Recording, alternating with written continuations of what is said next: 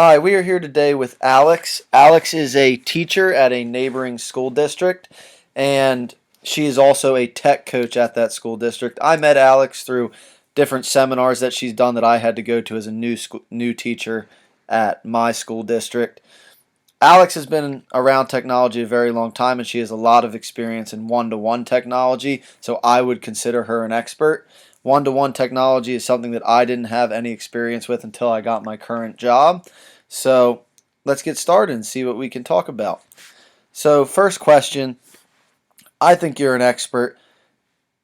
What makes you think that you're an expert, and how do you become an expert on something like one-to-one technology? I wouldn't say that I'm an expert in it. I continue to want to learn more about how to use and incorporate one-to-one technology in my school district. I find that the more that involved that I get within my school district, I become more comfortable. So I wouldn't use the word expert, but I would use the word experienced. So the way that I got involved with one-to-one technology was just kind of taking the lead as my mentor leadership within my middle school. I will help new teachers integrate one-to-one technology for those of them who did not have experience. And I also travel to classrooms and I will help out any teachers who want to start integrating more technology in the room and just give them a little bit of help doing that. Becoming an expert is more of just gaining experience with it and constantly wanting to continue your learning journey and stay up to date on different types of technology. So, do you think that anybody can become an expert essentially?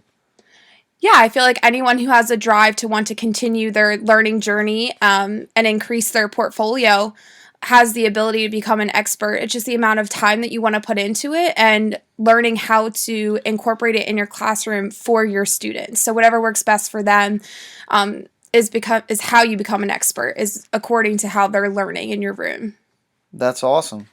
Now, with one-to-one technology, do you do a lot of teaching to other teachers about specifically lessons and different things that you can do with one-to-one technology, or do you teach more about the different applications that are out there?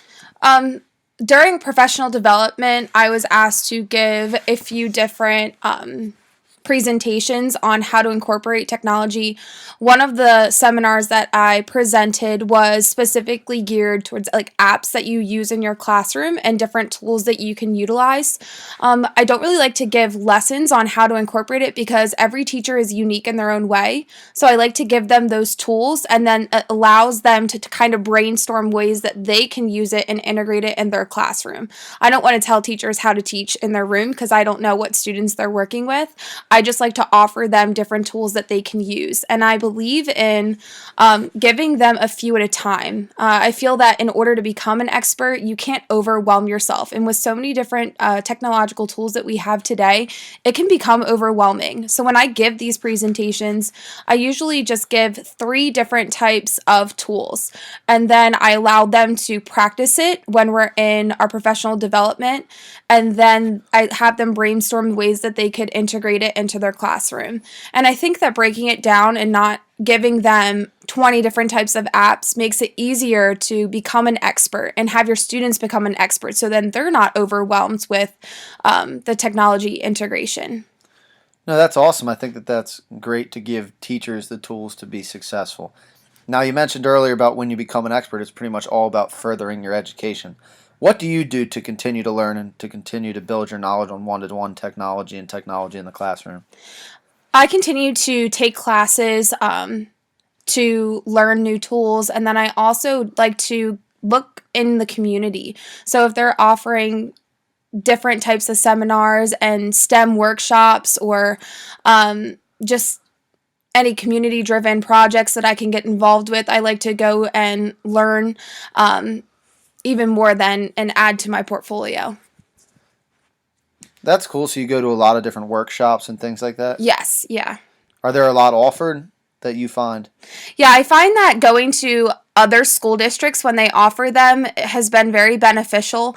There's one where they have a technology driven seminar workshop, and it's outside of school, it's on the weekend, it's a full day, and then you just go and you sit in different types of workshops that you're interested in, and there's actually no presenter, it's just other teachers. So then it's a topic that we have, and then we just brainstorm different ways that we use these tools in our classroom. And I found that teachers are just the my best resources. So I'm learning more from them and learning from other experts and just continuing our journey all as educators together. Oh, so that kind of leads me into my next question. How do you share your expertise with technology to other people?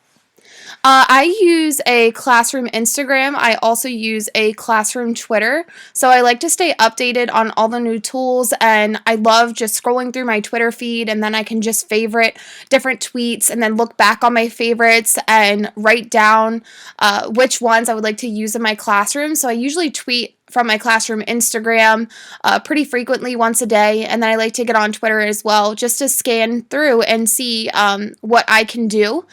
I also like to listen to podcasts in the morning on my way to school. So I listen to other experts like Caitlin Tucker.